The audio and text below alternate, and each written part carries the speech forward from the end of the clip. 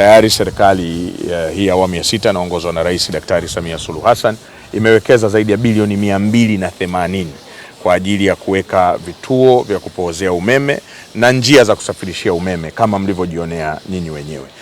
Dar es Salaam ni katika maeneo ambayo yanatumia umeme mkubwa sana katika nchi yetu.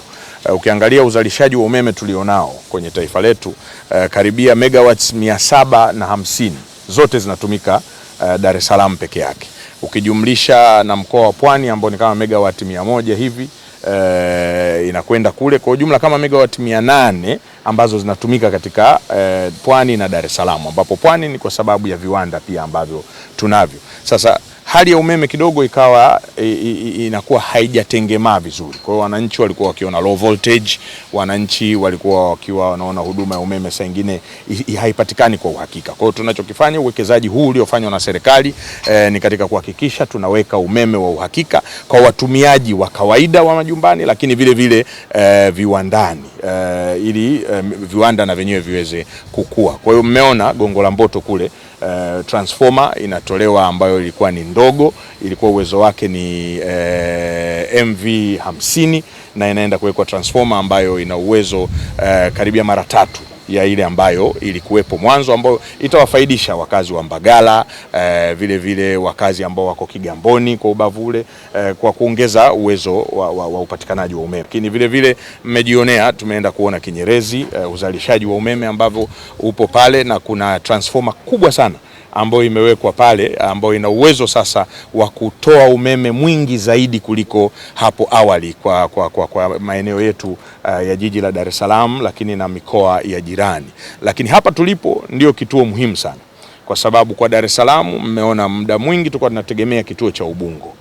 Sasa hapa tutakuwa tuna uwezo wa kuweza kuleta umeme mwingi zaidi kusaidiana na kituo chetu cha Ubungo, ambapo umeme wa Kinyerezi, umeme wa Julius Nyerere wote utakuwa ukifika hapa katika jiji letu la Dar es Salaam, na kisha utaenda Ilala na maeneo mengine ya jiji la Dar es Salaam. Kwa hiyo tunapunguza load iliyokuwepo pale Ubungo, ambayo itawezesha sasa wananchi kuendelea kupata umeme wa uhakika. Lengo la serikali ni nini?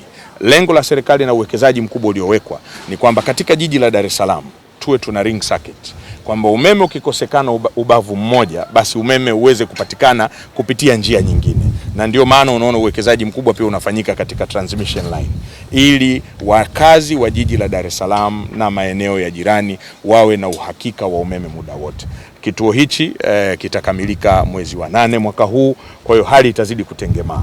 Mlivyojionea wenyewe pale Gongo la Mboto, Julai tutakuwa tumemaliza, kwa hiyo hali itazidi kutengemaa. Kimsingi tumepata bahati leo ya kutembelewa na Mheshimiwa Waziri kuja kutukagua, kuangalia tunavyofanya kazi, na miradi iko mingi. Mheshimiwa Rais kama nilivyosema amewekeza zaidi ya trilioni 15, miradi ambayo inaendelea, na sehemu hii mmeisikia ni bilioni 280. Sasa tulikuwa Gongo la Mboto, Kinyerezi 1 extension na hapa, na malengo mahususi ni kuboresha huduma zetu.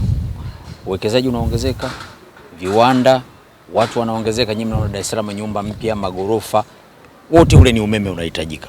Kwa miundombinu inayokuwepo leo, lazima baada ya uwekezaji kuongezeka na idadi ya watu kuongezeka, lazima tuitoe na tuweke miundombinu mikubwa zaidi kwa ajili ya kumudu hitaji la wateja wetu. Mheshimiwa Rais ametuelekeza, hataki kabisa sisi watu wa umeme tuonekane ni kikwazo kwenye maendeleo ya watu, na tunamshukuru ametuwezesha.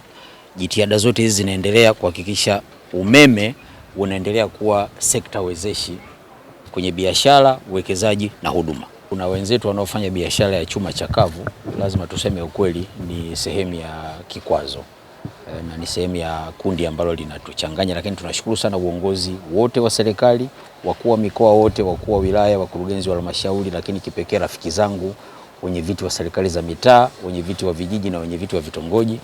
Tumetengeneza platform nyingi za kukubaliana, na wananchi wameanza kuwa walinzi na pamoja wa miundombinu, na Mheshimiwa Rais ameelekeza, na sisi tutaendelea kuwa engage wenye viti wetu. Tumeshafanya mikutano na wenye viti wote wa Dar es Salaam, na huko mikoani tunaendelea. Wana mchango mkubwa wa kutusaidia. Wakati fulani ni uelewa, kwa tunawaelewesha wananchi wetu kwamba akishuhudia miundombinu ya umeme inahujumiwa, maana yake anakaribisha giza siku chache zinazofuata. Hilo la kwanza. Hilo la pili, hii ni hela yake. ni hela ambayo Mheshimiwa Rais ametupatia kutoka kwenye kodi zao. Tuna wajibu wote wa kulinda hii miundombinu kwa sababu ni fedha zetu wenyewe.